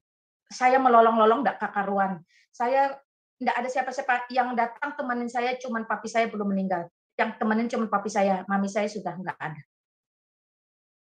Nah, waktu itu saya masih menggunakan istighfar, saya masih astagfirullah sambil bacakan surah-surah yang saya pahami teman-teman ya. Lalu papi saya itu enggak pernah dia mengatakan salah Lina, enggak, dia cuma diam. Dia mendampingi saya, menunggu saya sambil bujuk-bujuk cucu-cucunya. Sampai ada satu perawat, ketika perawat itu teman-teman mau pasang infus. Ini juga satu kengerian saya waktu itu. Infus itu bisa di dua nadi ya, dua sini teman-teman, dua. Di sini juga bisa kening dua. Di dekat mata kaki itu juga bisa dua, teman-teman. Tapi semuanya itu enggak bisa karena panas terlalu tinggi, jadi nadi enggak bisa dapat. Lalu dari mana masukkan semua obat-obatan yang harus disuntik? Dari hidung itu teman-teman, anak saya dipasang selang sampai ke perut. Ketika saya mendengar lolongannya itu, saya benar-benar berteriak sambil beristighfar. Perawat itu berkata, "Bu, doanya salah." Ketika dikatakan doanya salah itu saya tertegun. Coba Ibu minta sama Tuhan Yesus. Perawat itu enggak saya kenal, tapi hari ini saya sampaikan kepada Tuhan. Saya bersyukur kata-kata perawat itu sederhana, sepele, doa yang salah. Mintalah kepada Tuhan Yesus, itu juga mengubahkan saya. Masalah itu enggak semudah itu berlalu, teman-teman. Kita harus diuji loh. Apakah kita benar-benar beres? Apakah kita benar-benar tulus? Apakah kita siap terima penyucian? Enggak mudah loh, teman-teman. Tapi saya bersyukur 4 tahun itu termasuk singkat. 4 tahun kami belajar, dan itu enggak mudah. Apakah setelah selesai itu beres? Enggak. Ketika saya dan suami benar-benar selesai dibaptis, itulah hal yang paling mudah bisa saya lihat, itu sakit penyakit tidak ada dalam diri anak-anak saya. Nah, itu ya teman-teman pasti bertanya, apa perubahannya setelah saya akui, saya bersyukur. Hal yang paling menakutkan buat saya itu adalah sakit penyakit anak saya itu diangkat. Kenapa? Karena mulut orang-orang tuh, mulut medis sudah mengatakan, oh anak ibu pasti cacat. Dari 8 bulan teman-teman itu kerjanya cuma step. Kejang-kejang aja, kejang-kejang. Anak ibu cacat, tapi puji Tuhan, haleluya. Anak sulung saya lulusan Sekolah Tinggi Penerbangan Indonesia di Curug. Salah satu sekolah penerbangan paling bergengsi nomor 1 di Indonesia. Nah, puji Tuhan teman-teman. Jadi apapun yang kutuk yang keluar dari mulut manusia, hanya untuk menakut-nakuti kita, tidak perlu takut. Selama Tuhan Yesus Kristus beserta dengan kita, Dia bisa hancurkan semua kutuk manusia. Dia bisa buktikan bahwa Dia memilih kita bukan untuk sesuatu yang main-main. Dia bisa buktikan bahwa Dia adalah Allah yang bertanggung jawab memelihara seluruh kehidupan kita. Bukan hanya ekonomi, teman-teman. Bukan hanya kesehatan. Bukan hanya karir. Tapi jiwa kita itu jelas nanti akan kemana. Tidak mudah, tapi itu yang harus kami lalui. Kami memutuskan untuk katekisasi pun tidak mudah, teman-teman. 2 gereja menolak kami. Saya juga belajar bahwa menjadi Kristen itu tidak semudah membalik telapak tangan. Saya teringat dulu, saya waktu mau Islam enak aja, gampang gitu kan. Tidak perlu repot-repot harus cari ke sana kemari, tidak perlu harus belajar dulu tete bengek. Yang penting saya ready, saya siap, ada saksi, saya bersyahadat, clear, selesai. Waktu saya mau menikah, karena suami saya nggak percaya pun sama penghulunya disyahadatkan lagi. Saya syahadat itu berulang-ulang. Jadi dari provinsi ini saya disahadatin, dari provinsi ini saya disahadatin lagi, depan penghulu saya syahadat lagi, teman-teman. Saya tidak ngerti tujuannya apa, apakah mereka tidak yakin dengan saya. Tapi it's so easy, semudah itu saja. Nah, ketika kami mau menjadi Kristen, itu tidak gampang. Gereja pertama tolak, alasan tidak ada gembala, saya tidak perlu spill gerejanya. Tapi memang gereja itu menggunakan musik yang agak ramai ya, teman-teman. Ya, berarti dia mungkin Pantekosta atau karismatik. Waktu itu kami tidak paham karena datangnya itu pun sesudah maghrib itu loh, jam-jam 6, jam setengah 7, jadi agak gelap. Itu ditolak. Semalaman saya bergumul di hadapan Tuhan. Tuhan Yesus, suami saya dan saya mau pergi belajar, mau menjadi orang Kristen sungguh-sungguh. Tolonglah. Saya tidak ngerti, gereja yang menolak tadi cukup membuat saya terpukul. Saya cuma berdoa, tolonglah suami saya jangan tawar hati. Walaupun dia sudah mengatakan tidak akan sembah engkau, biar lehernya disembelih, tapi hari ini dia memutuskan tuh sama-sama belajar katekisasi. Tolonglah Tuhan. Besok kami pergi lagi, teman-teman, sekitar jam 10 juga ditolak. Alasannya tidak ada jadwal katekisasi. Saya juga belajar bahwa banyak orang Kristen itu yang sebenarnya tidak sepenuhnya memiliki kasih. Jadi kita juga tidak bisa sombong bahwa orang Kristen itu pasti no. Saya dapati 2 gereja ini menolak kami untuk melakukan katekisasi. Kami datang malam, kami datang pagi pun sama. Kami berdua itu kembali putar-putar cari gereja. Kenapa? Karena kami sudah sepakat untuk tidak menjadi Katolik, ya. Kami mau menjadi Kristen Protestan. Jadi kami baru di provinsi itu, teman-teman. Kami dinas di situ, pindah dinas. Kami putar, kami temu di gereja ketiga. Gereja ketiga inilah yang saya dari gereja ketiga ini saya benar-benar belajar kasih sejati setelah dari orang tua saya, papi mami. Dari gereja ketiga ini saya juga belajar bagaimana menjadi seorang Samaria yang baik hati. Jikalau ingin menolong itu harus tuntas, tidak boleh setengah hati. Gereja ketiga ini tidak bertanya apa-apa, dia buka pintu lebar-lebar. Gereja 1-2 hanya buka pintu setengah, boro-boro kasih masuk, kasih minum, teman-teman. Tanya saja sudah itu bilang, oh enggak bisa, enggak ada, tutup.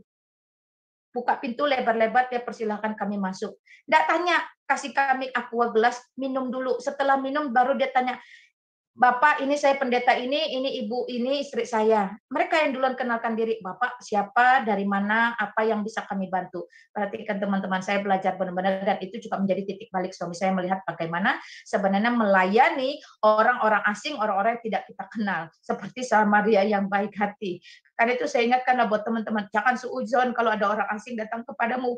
Percaya satu perkara, tidak ada yang kebetulan yang Tuhan izinkan terjadi di muka bumi ini. Jadi kalau Tuhan utus orang datang kepada kamu, percayalah ada bagianmu di situ untuk kamu ambil alih supaya nama Tuhan dipermuliakan, supaya jiwa itu dimenangkan. Saya dari kedua suami istri pendeta ini, saya sungguh-sungguh waktu itu benar-benar bersyukur. Dia bilang, suami saya ngomong, saya nggak ngomong, saya ini istri saya, kami mau jadi Kristen. Loh, Bapak Ibu, memangnya bagaimana? Kami dari Islam. Itu the point, suami saya bukan orang yang suka bertele-tele, to the point. Nah, apa yang bisa dilakukan pendeta? Dia nggak nanya kenapa mau jadi Kristen, apa alasannya, enggak. Dia cuma bilang, oke, Bapak Ibu, saya paham. Cuman hari ini baru selesai kami kemarin pembaptisan angkatan terdahulu. Tapi tenang saja, saya akan bantu carikan. Dia pergi teman-teman cari telepon. Dia telepon gereja-gereja yang ada jadwal katekisasi. Sampai ada satu gereja di kota. Jadi kami yang di kabupaten harus katekisasi ke kota. Ada 30-an kilometer. Tapi enggak apa-apa, dia bilang saya telepon, saya dampingi, saya antarkan sampai ke sana, sampai benar-benar terdaftar, boleh katekisasi, boleh belajar. Jadi saya benar-benar belajar kasih sejati dari orang tua saya, kasih sejati yang kedua dari orang Kristen yang pasutri gereja ini, lalu bagaimana cara menolong itu sampai tuntas. Kami ditempatkan di gereja yang ditunjukkan oleh beliau, saya sebut saja itu GKKB Pontianak, teman-teman. Kami disitulah kami bertumbuh, kami belajar, kami dibaptis, dan pernikahan kami dari pernikahan KUA Islam diberkati, diubahkan menjadi pernikahan Kristen catatan sipil. Saya bersyukur di gereja itu kami benar-benar belajar, kami benar bertumbuh. Setelah kami suami istri beres secara keimanan, saya waktu suami saya itu duduk, teman-teman, pendeta tumpang tangan membaptis dia, memberkati dia di hadapan jemaat. Saya itu setengah-setengah sadar karena saya tidak percaya. Karena saya tidak percaya apa yang sudah saya lalui, semua kengerian, semua ketakutan itu seperti menguap begitu saja. Kalimat keras mana lagi yang bisa diungkapkan selain darah halal atau biar leherku disembelih? Kalimat keras mana lagi? Kalau bukan karena kemurahan Tuhan, saya dikuatkan untuk mendengarkan melewati itu semua. Saya bisa saja memiliki pilihan lain, pergi tinggalkan. Ya tahu? Saya bisa saja memilih pilihan-pilihan yang lebih buruk lagi. Karena waktu itu saya pun masih muda, masih memiliki tenaga, teman-teman. Tapi puji Tuhan, saya tidak diizinkan Tuhan melakukan hal-hal yang tidak mempermuliakan. Ketika dia benar-benar dibaptis, dunia menyaksikan, jemaat melihat, iblis pun tertunduk melihat, malaikat surgawi bersukacita. Saya tidak bisa berkata-kata terima kasih Tuhan. Neraka yang kau hadirkan 4 tahun dalam pernikahan, dalam keluarga, sakit penyakit yang kau izinkan terjadi, air mataku setiap malam, kengerianku setiap saat, ketakutanku, kemiskinanku, kehinaanku, lunas kau bayar di atas kayu salib melalui pengakuan kami dibaptis di sini, selesai di hadapan gereja. Itu satu momen tidak pernah bisa saya lupakan. Dan saya sangat bersyukur. Dari situlah teman-teman kami sudah mulai harus mengatur hidup. Lalu apakah semuanya menjadi mudah? Tidak. Apakah semuanya langsung menjadi mulus, everything's gonna be okay? Nothing. Enggak. Tuhan harus uji kamu. Apakah kamu beres? Sehingga kamu layak dipercaya buah-buah iman. Sehingga kamu layak dipercaya jiwa-jiwa. Harus beres, teman-teman. Saya dengan suami harus beres. Supaya apa? Supaya kami boleh dipakai. Anak-anak boleh dimenangkan. Apakah anak-anak itu milik kita? Enggak. Anak-anak itu milik Tuhan. Tapi Tuhan percayakan kepada kita. Kalau kita tidak jujur mengelolanya, kita tidak beres di dalam pemahaman kita juga di hadapan Tuhan, anak-anak pun bisa hilang. Saya bersyukur setelah kami semua selesai, di tahun berikutnya kami mengurus pernikahan untuk dibatalkan di KUA.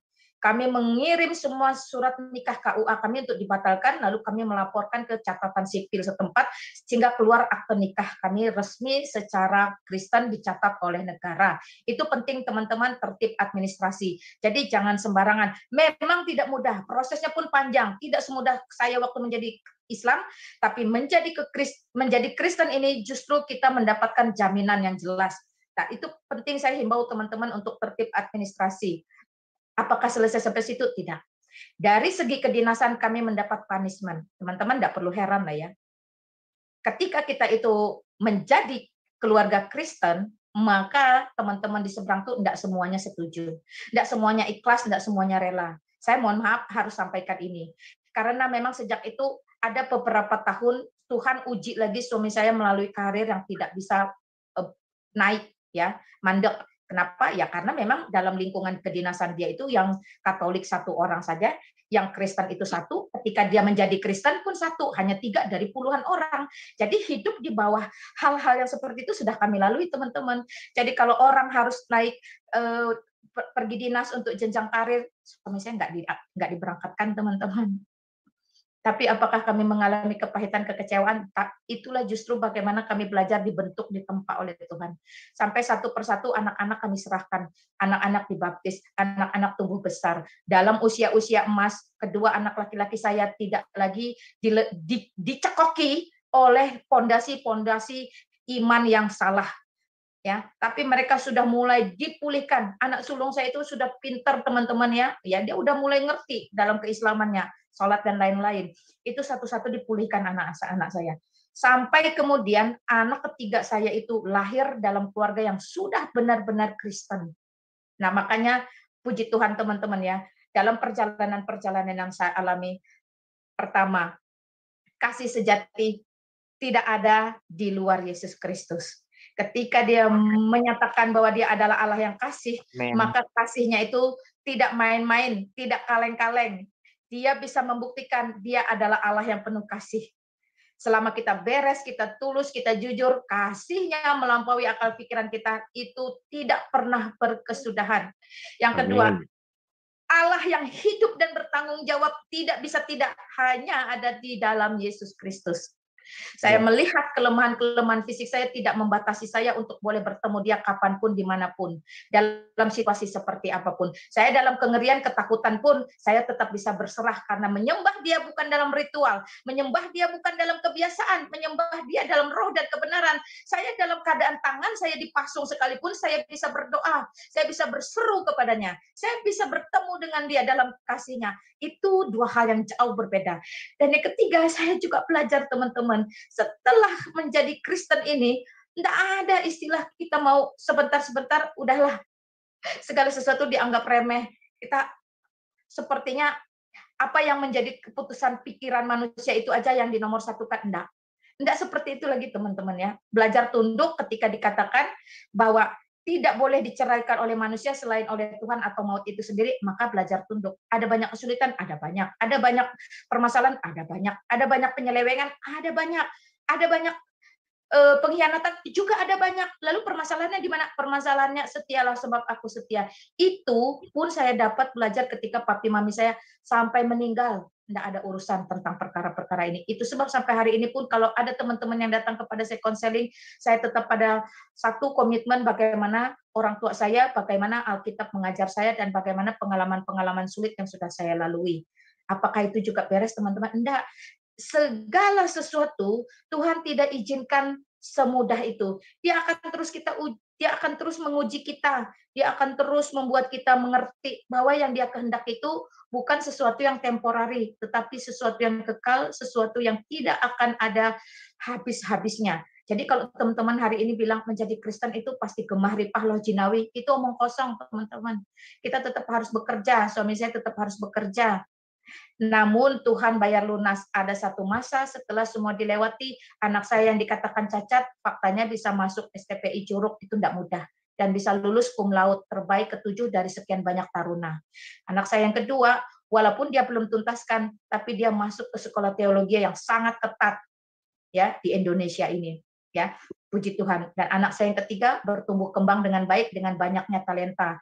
Dia seorang violis, dia seorang pianis, dia seorang gitaris. Puji Tuhan, dia juga sudah pelayanan dari kecil sampai hari ini. Jadi 3 anak saya sampai hari ini teman-teman bukan hanya sekedar menjadi orang Kristen. Sekali lagi saya garis bawahi, bukan hanya sekedar menjadi orang Kristen, sama seperti dia melihat bagaimana papa mamanya ditempa oleh lingkungan, oleh keadaan, oleh penderitaan, oleh permasalahan. Mereka sudah memberi diri, bukan hanya dibaptis, bukan hanya mau dibentuk, tapi juga melayani semua talenta yang ada pada mereka. Saya berdoa, Tuhan pakailah anak saya. Saat ini, jikalau saya mati, Tuhan, saya bersyukur. Artinya, saya sudah mewariskan iman yang benar. Saya tidak ada ketakutan lagi. Hidup untuk Kristus, mati adalah keuntungan.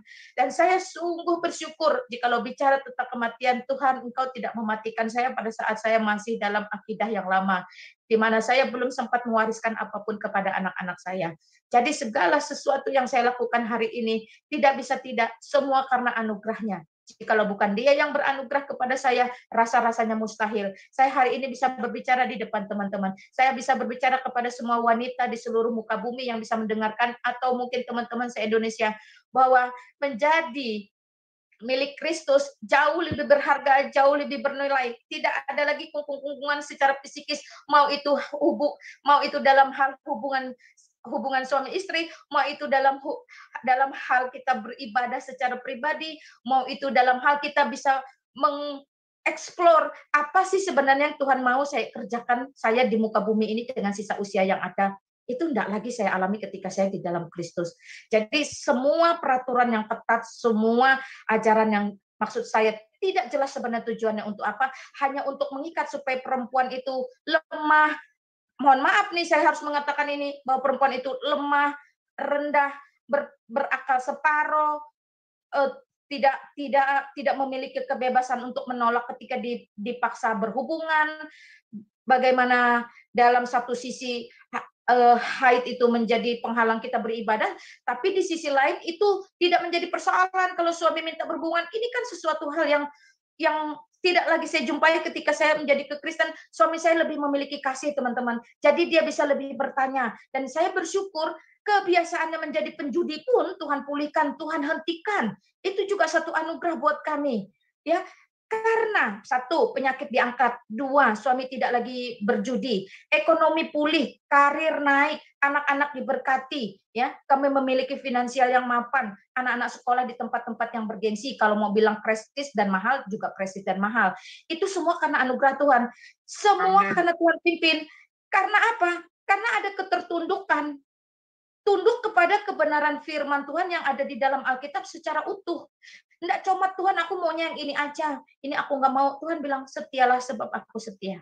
Saya coba pesan kepada teman-teman, jika kalian kaum wanita hari ini merasa terjajah secara psikis, ya, secara rohani, apalagi secara badani, berdoalah sungguh-sungguh di hadapan Tuhan. Apapun keyakinanmu hari ini, berdoalah sungguh-sungguh dengan caramu. Ya Allahku, ya Tuhanku, tunjukkanlah kepadaku siapakah sebenarnya Engkau. Tunjukkan siapakah Engkau, Allah yang sejati, Allah yang sesungguhnya. Minta Yesus Kristus Allah sejati akan datang kepada engkau. Dia akan cari engkau. Dia itu mengasihi dunia. Dia datang untuk dunia. Dia sungguh terbuka tangannya menawarkan bagi kamu Jangan buru-buru, tapi mintalah sungguh-sungguh. Tuhan, Allahku, tunjukkanlah kepadaku siapakah Engkau yang sesungguhnya. Maka Allah yang sejati, Allah yang sesungguhnya, saya yakin dan percaya akan datang menjumpai Engkau dengan hatimu yang remuk, yang hancur, yang tidak berdaya, yang terkungkung, yang tersiksa, yang terpenjara. Datang cari Tuhan Allah, siapakah Engkau yang sesungguhnya? Tunjukkan kepadaku. Yesus Kristus sang penghulu hidup. Dia adalah Allah satu-satunya yang sejati. Dia akan sambangi kamu, teman-teman. Saya tidak tahu kapan. Saya tidak tahu bagaimana caranya. Tapi dia memiliki kasih yang di luar nalarmu. Dia melampaui akal pikiranmu. Dia mengasihimu. Tidak ada kewanitaanmu itu. Tidak ada kelemahan-kelemahanmu sebagai wanita itu akan membuat kamu menjadi terbatas lagi menemui penciptamu, menemui Tuhanmu, menemui Allahmu. Tidak ada. Sungguh kamu menjadi orang yang berharga, orang yang mulia. Jadi tidak ada lagi kamu di dunia menjadi babu, nanti kamu pun, mohon maaf nih, di surga pun kamu juga akhir hanya menjadi babu. Kalau tidak mau menjadi babu di dunia dan di surga, kamu tempatnya tidak ada lain di neraka. Itu saya dulu seperti itu.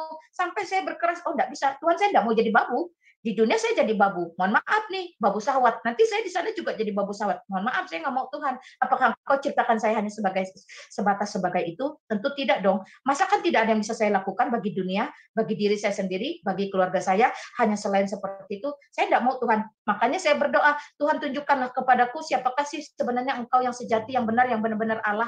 Bukan hanya sekedar apa yang saya pahami dari pengajaran, dari cekokan, dan dari doktrin, dari trit yang saya sendiri tidak paham. Saya bersyukur ya, Allah mendengarkan saya.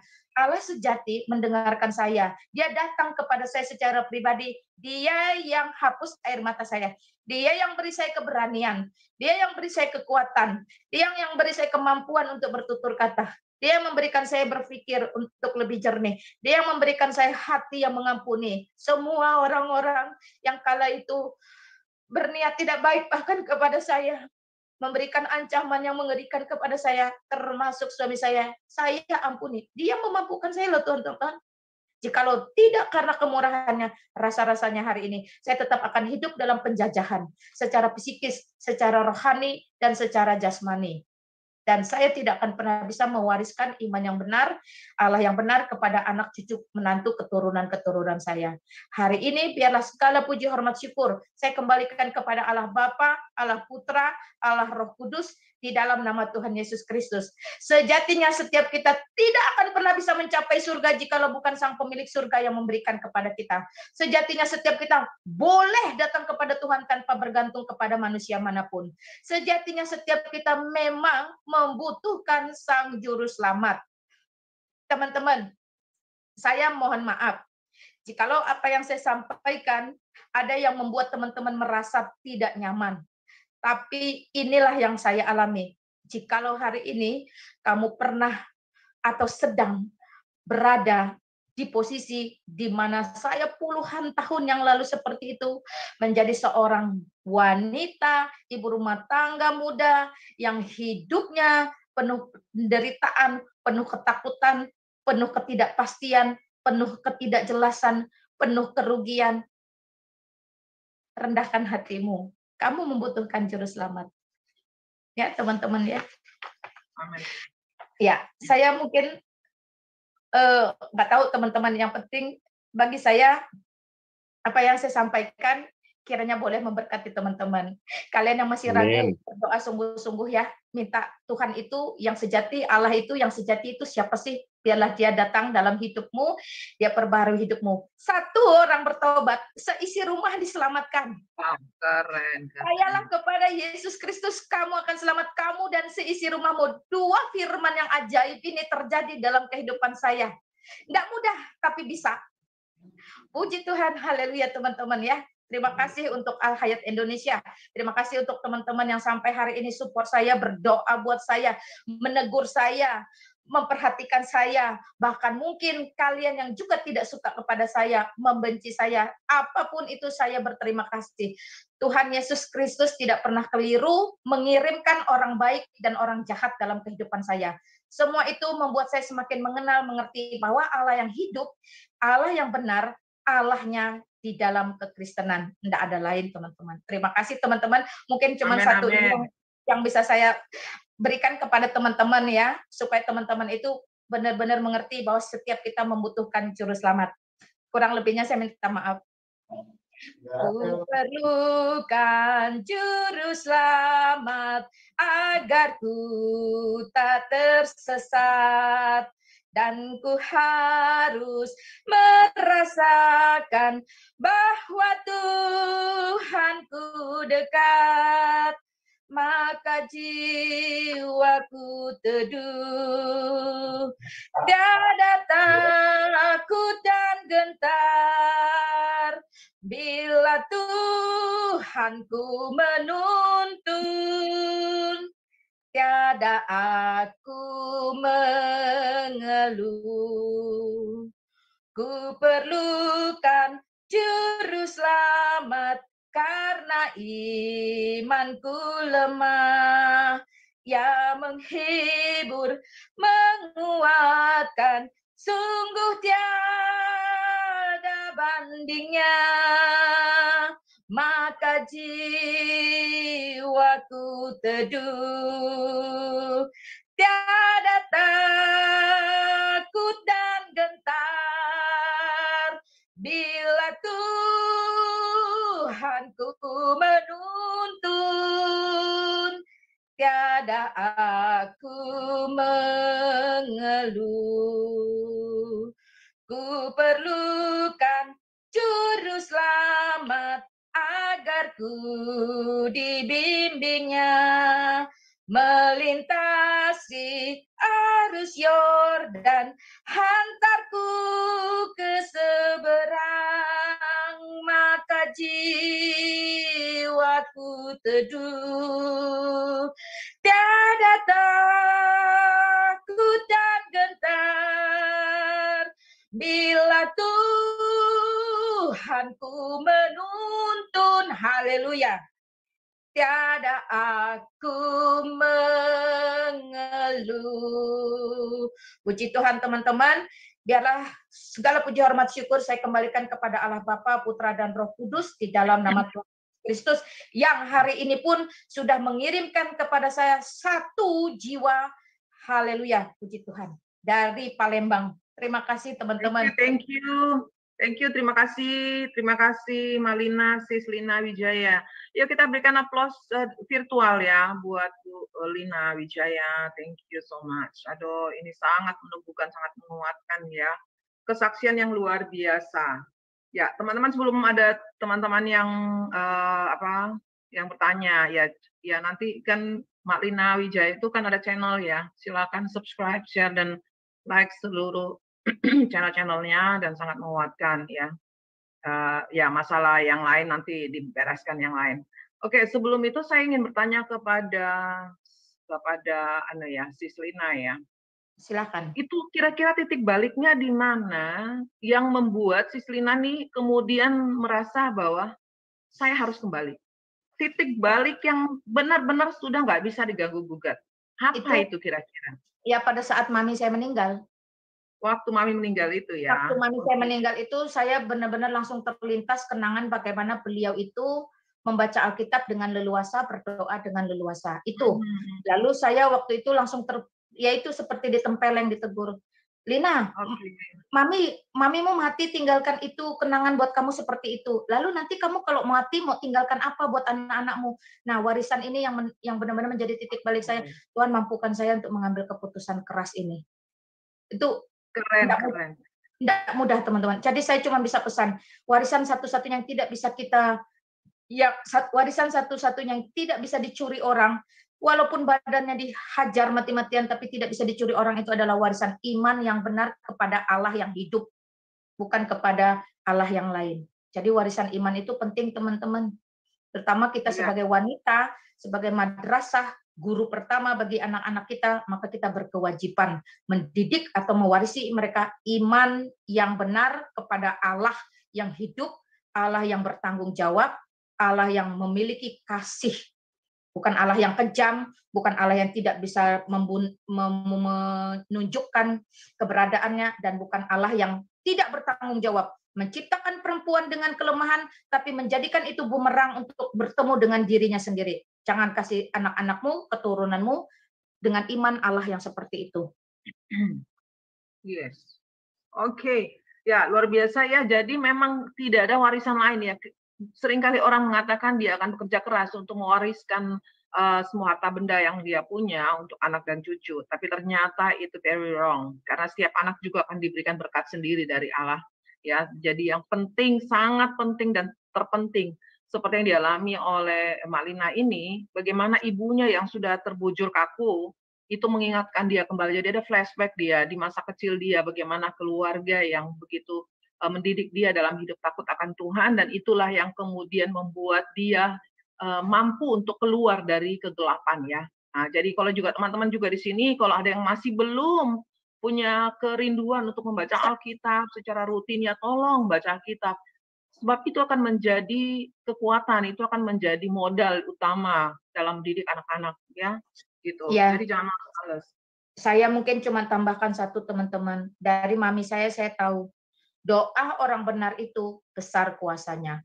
Doa Ya, orang yang sudah dibenarkan di dalam Yesus Kristus itu sangat besar kuasa dan pengaruhnya bagi orang lain. Walaupun tidak pernah diminta, tidak pernah diketahui, doa orang benar jikalau kita minta sungguh-sungguh sangat besar kuasanya. Saya percaya, saya dalam kehinaan saya kala itu pun, saya sudah dibenarkan oleh Kristus. Saya berdoa sungguh-sungguh dengan ketidakberdayaan saya, dan itu memiliki kuasa yang besar, memiliki pengaruh yang besar. Suami saya tidak pernah saya injili, teman-teman. Saya tidak pernah bercerita tentang Kristus kepada dia. Saya tidak pernah mengajak dia baca Alkitab. Tidak pernah. Itu tidak mungkin. Kalau sampai saya lakukan itu, tidak mungkin, teman-teman. Saya coba berdoa. Jadi doa orang benar itu besar kuasanya. Doa orang yang sudah dibenarkan di dalam Kristus tentu berdoa dengan motivasi yang beres, dengan kejujuran seperti bocah yang polos tidak ngerti apa-apa. Nah, itulah doa orang benar besar kuasanya. Saya coba berdoa amin. buat suami saya. Tidak ada lain, teman-teman. Wow. Terus kemudian kembali ke suami. Kira-kira apa juga yang membuat suami kemudian berkata gini, "Aku akan ikut engkau." Apa sih kehidupan Malina atau mungkin, ada pernyataan-pernyataan dalam Alkitab atau kalian memang mungkin ada komparasi antara Alkitab dengan, kitab Tidak. sebelumnya? Jadi selama 4 tahun sebelum suami benar-benar katekisasi, tidak pernah berbicara Alkitab apapun dengan dia, tidak pernah dan tidak akan pernah bisa. Tapi ada satu kejadian waktu itu, saya ini kan anak cuma 2, laki-laki semua. Lalu saya bilang dengan suami, boleh enggak lah yang bungsu ini, ya itulah ya, karena pola pikir saya ini berbeda mungkin dengan perempuan-perempuan lain yang menganggap remeh. Saya pikir itu 10-20 tahun ke depan. Saya berpikir ini anak laki-laki besok jadi pemimpin. Kalau dia tidak memimpin bangsa, tidak memimpin perusahaan, tidak memimpin kantor, minimal dia memimpin keluarganya. Lalu kalau dia memimpin keluarganya dengan iman yang salah, kasihan kan semuanya serba jadi akan menjadi salah dan sesat. Jadi saya tuh ngomong dan suami gini, boleh nggak adik, waktu itu masih panggil adik ya, boleh nggak adik ini ikut saya jadi Kristen gitu. Terus Mas yang sulung kan dipanggil Mas, yang Mas biar ikut papa aja, karena kan Mas itu udah pinter puasa, sholat dan lain-lain kan saya bilang gitu. Suami saya bilang, terserah kamu, cuman saya nggak akan kasih kebutuhan apapun tentang kekristenan terhadap kalian berdua. Jadi tetap kembali kepada uang, dia tidak mau tahu. Kamu kalau mau urusan-urusan yang berbau-bau Kristen, cari sendiri, urus sendiri. Itu teman-teman. Satu hal terjadi, anak saya itu waktu itu di TK umum. TK umum itu tiba-tiba di hari Jumat mewajibkan semua orang harus menggunakan, semua muridnya harus menggunakan pakaian Islam. Yang laki-laki baju koko, yang perempuan berkerudung baju muslim lah gitu ya. Saya waktu itu setahu saya ada 13 anak yang Katolik dan Kristen, saya mengajukan keberatan banding kepada kepala sekolah dan yayasan. Saya bilang ini sekolah umum, kenapa anak saya diwajibkan menggunakan pakaian muslim padahal anak saya Kristen. Kan saya bilang dengan suami saya dapat izin cuman urusan-urusan Kristen, dia enggak mau keluar biaya. Oke ya, lalu kepala sekolahnya bilang, oh tidak bisa, ini peraturan yayasan dari pusat. Ya sudah, saya tidak bisa berbuat apa-apa teman-teman. Saya cuma bilang sama Tuhan, ya itulah kembali lagi teman-teman ya, berdoa itu dengan di hadapan Tuhan tuh harus memang jujur, beres dan tidak ada motif yang lain-lain, benar-benar polos. Saya berdoa kok, Tuhan Yesus, saya cuma satu, saya tidak mau anak saya yang nomor 2 ini di usia-usia emasnya tidak diberikan tentang kebenaran firman Engkau. Saya coba berdoa itu.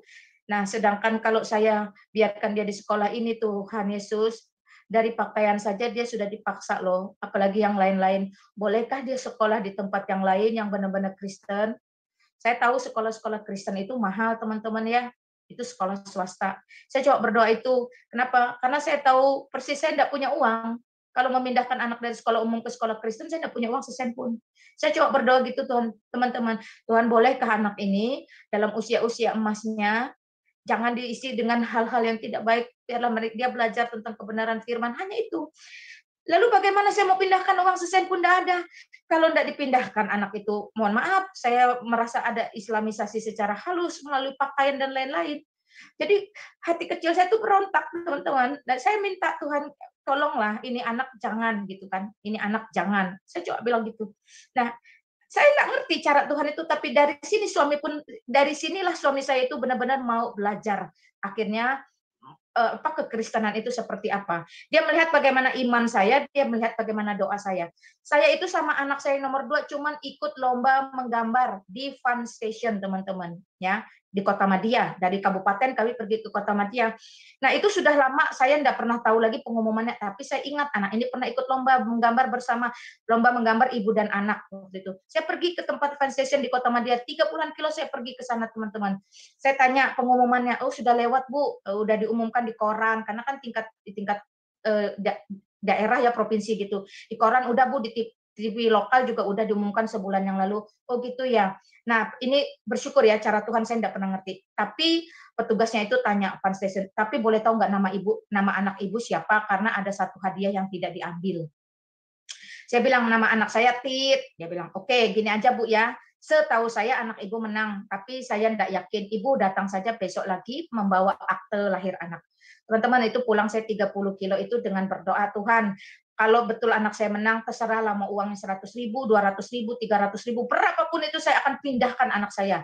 Pokoknya sisanya saya utang, gimana caranya saya akan bayar sekolah anak saya. Yang penting otaknya dalam usia emas tidak lagi dicekoki oleh kebenaran-kebenaran firman yang menurut saya tidak benar. Itu penting bagi saya. Apalagi anak laki-laki. Saya penting usia emas itu penting dari usia 3 sampai 10 tahun itu usia emas, teman-teman ya. Jadi saya pulang, besoknya saya semangat. Nah, besoknya itulah saya minta ditemani suami dan anak. Kami pergi, kebetulan suami tidak dinas, dapat sip libur, temanin saya. Saya bilang, temanin saya yuk, saya mau cocokkan akte, barangkali adik menang, kan uangnya bisa saya pakai untuk pindahkan masuk sekolah Kristen. Saya ngomong teman-teman apa adanya, enggak pakai bohong-bohong. Suami antar dia. Sampai sana tuh saya perlihatkan akte, petugasnya cuma bilang gini, oh maaf Bu, saya salah. Tadi kemarin saya pikir anak ibu juara 1, ternyata setelah saya lihat di sini yang juaranya tidak diambil kemarin itu juara 2.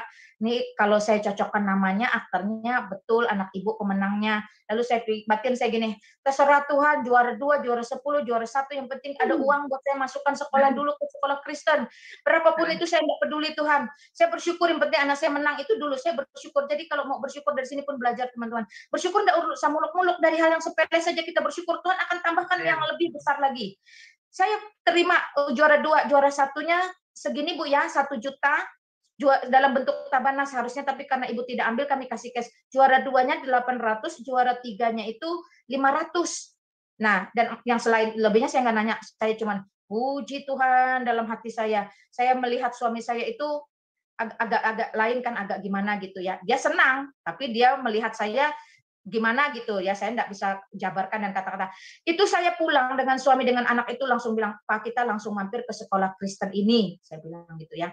Sekolah Kristen ini memang terkenal mahal tapi baik, Kristen Protestan bukan Katolik. Saya masukkan situ. Saya enggak peduli teman-teman, anaknya mesti dites, ternyata anak saya memang smart, puji Tuhan juga. Dia dalam bahasa Inggris bisa memperkenalkan dirinya, menyebutkan nama orang tuanya, menghitung Indonesia, Inggris, menulis, semuanya bisa lulus. Pendek kata kepala sekolah bilang anak ibu smart, lulus. Saya tanya biaya, ya udah Bu Guru, saya minta biaya.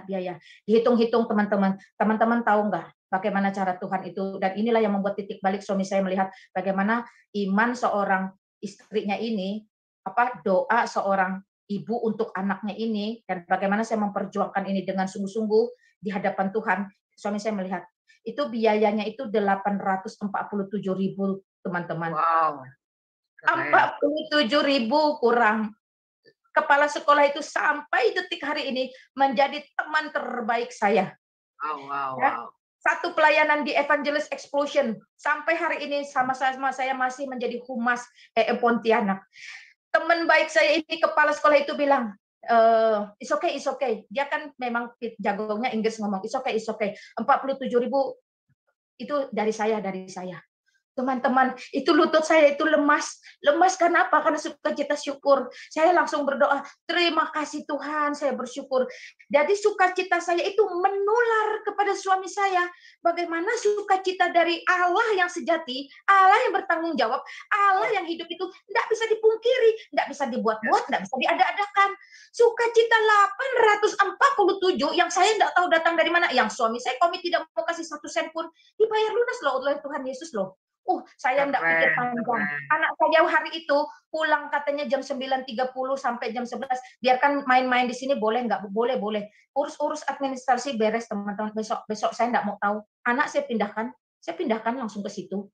Dari sinilah suami saya melihat ternyata doa orang benar itu besar kuasanya. Doa mama yang sungguh-sungguh memikirkan masa depan anaknya itu bukan doa sembarangan. Doa yang melibatkan air mata dan kejujuran itu adalah doa yang berkenan di hadapan Tuhan. Saya menikmati masa-masa ini, teman-teman. Saya tahu ini adalah masa-masa menjadi titik balik suami saya yang akhirnya oke, ayo kita belajar. Dia enggak bilang ayo kita jadi Kristen, enggak, ayo kita belajar. Ayo, saya mau tahu Tuhanmu. Disitulah hati saya pun semakin terangkat di hadapan Tuhan. Terima kasih. Baik, kami mengikuti yang tadi saya ceritakan harus ditolak dulu. Ditolak itu pun satu bentuk bahwa apakah saya sungguh-sungguh, apakah suami saya sungguh-sungguh. Lihat bagaimana cara Tuhan menguji kita tuh tidak main-main, teman-teman. Logika pakai. Orang Islam mau masuk Kristen ditolak oleh 2 gereja. Orang Kristen mana yang sanggup masih mau terus mencari gereja? Jikalau bukan karena kemurahan Tuhan itu sendiri yang menggerakkan kita dan membukakan jalan sungguh-sungguh. Artinya dalam masa ini pun, fase ini pun saya dengan suami itu benar-benar lulus ujian. Puji Tuhan, haleluya. Nah, itu titik baliknya. Itu menjadi sejarah. Sampai hari ini itu akan saya selalu ceritakan dan sampai hari ini pun anak saya tahu persis bagaimana dia di usia emasnya itu diselamatkan oleh Tuhan Yesus Kristus, bukan oleh Tuhan yang lain, bukan oleh Allah yang lain. Bagaimana dia di usia emasnya itu mulai dicekoki dengan kebenaran firman, karena itu adalah TK Kristen, ya. Tidak mudah, anak saya juga tidak mudah. Saya sering dapat teguran, orang dia biasa berdoa begini, buka mata, ngomong sana toleh sini, teman-teman TK-nya berdoa lipat tangan, tutup mata. Minggu pertama saya ditegur terus sampai saya dimintain izin, Bu, anaknya boleh saya taruh dulu di bawah tiang bendera, kita jemur bareng setengah jam atau 1 jam. Ada apa ya, Bu? Orang berdoa gini, lipat tangan, tutup mata, itu diganggu sama dia, teman-teman. Tangannya dilepas-lepasin, nanti matanya dibuka-bukain. Namanya anak TK ya, dia dari meja ke meja tuh. Kenapa? Karena bagi dia itu aneh. Coba, anak saya pun dari kecil dibentuk bergumul. Nanti saya ditelepon lagi, Bu, boleh nggak anaknya hari ini diizinkan pungut sampah? Kenapa sekolah sampai berbuat seperti itu? Karena sekolah mungkin menjaga, biar bagaimanapun kami basicnya dari Islam. Ya, jadi dari situ saya juga melihat bagaimana sekolah-sekolah Kristen yang sungguh-sungguh itu mereka memiliki satu toleransi dan satu pengertian yang tinggi. Nah, jadi toleransi itu diajarkan dari situ, teman-teman saya belajar. Apa haknya sekolah itu harus hubungi kami? Padahal kan kalau anak di dalam jam sekolah itu haknya sekolah, silakan saja atur, toh sudah diserahkan ke sekolah. Tapi kenapa setiap mau hukum anak saya selalu hubungi kami, tanya kami, konfirmasi kami? Dari situ pun saya belajar bagaimana sekolah-sekolah Kristen dengan guru-guru Kristen yang baik dan benar berdasarkan kebenaran firman itu ya, bukan berdasarkan akademik semata-mata. Dia bisa men-treat orang-orang baru di dalam iman itu tidak merasa tertolak, tidak merasa tidak dihargai, ya. Bukan karena mereka takut, enggak, tapi mereka mengingat menghargai basic latar belakang. Bu, bolehkah? Bu, bolehkah? Puji Tuhan, teman-teman ya. Jadi saya, suami, anak semua itu sudah plotnya, tempatnya, orang yang diutus Tuhan untuk mendampingi kami selama proses-proses itu sudah adalah orang-orang yang menjadi pilihan Tuhan. Dan percayalah, tidak pernah Tuhan itu keliru atau gagal atau salah dalam menempatkan siapapun masuk dalam kehidupan kita. Tidak ada gading yang tidak retak. Tidak ada keluarga yang tidak bermasalah. Tetapi Allah yang Maha Kudus, Maha Mulia, Maha Agung, Maha Benar, Maha Kuasa di dalam Yesus Kristus tidak pernah keliru dalam membentuk sebuah keluarga dan tidak pernah gagal dalam memilih sebuah keluarga. Haleluya, puji Tuhan. Itu teman-teman kalau keluarga saya. Yes, oke, terima kasih. Saya pikir demikian ya. Mungkin ada 1 atau 2 orang yang mau bertanya atau berbagi kesaksian juga. Kita punya waktu masih kira-kira ya 5 menit lah, karena kita akan lanjut di tentang Kipler, Baby Zuma, karena mengatakan bahwa orang pengikut Yesus itu adalah orang gila. Nah, kita akan menyelesaikan masalah ini supaya kita tidak dikatakan kita orang gila karena mengikuti Yesus ya. Buat saya sih nggak masalah dikatakan gila karena ternyata saya bukan orang gila. Tapi begitu banyak orang di luar sana yang itu kemudian stigmasi itu yang akan tinggal buat mereka. Jadi ini mereka coba untuk brainwash ya. Dan ini yang kita butuh klarifikasi. Artinya kita tahu kebenaran maka kita harus meluruskan setiap kesalahan-kesalahan itu. Nah, jadi setelah ini kita akan masuk di dalam pembahasan berikut, yaitu orang Kristen adalah orang pengikut Yesus adalah orang gila. Yang mana nih yang gila? Kita akan buktikan bentar. Ya, karena nggak ada lagi ya. Terima kasih banyak untuk Mak Lina Wijaya. Mak Lina Wijaya yang sudah memberikan kepada kita kesaksian. Saya pun juga termasuk orang tadi yang termehek-mehek ya. Aduh, gitu luar biasa kesaksian yang dialami oleh Mak Lina. Lina Wijaya, luar biasa. Tuhan berkati berlimpah dan keluarga. Sebenarnya masih ada pertanyaan 1, tapi oke, nanti kita akan tanya lebih lanjut ya. Kalau ada part 2. Dan teman-teman yang ada di Zoom juga dan yang ada di live chat, stay tune ya, karena kita masih akan lanjut dengan materi yang tidak kalah menarik. Ya, kita akan terus bersama-sama. Demikian, kita akan masuk dalam materi berikut. Saya matikan dulu Zoom ya.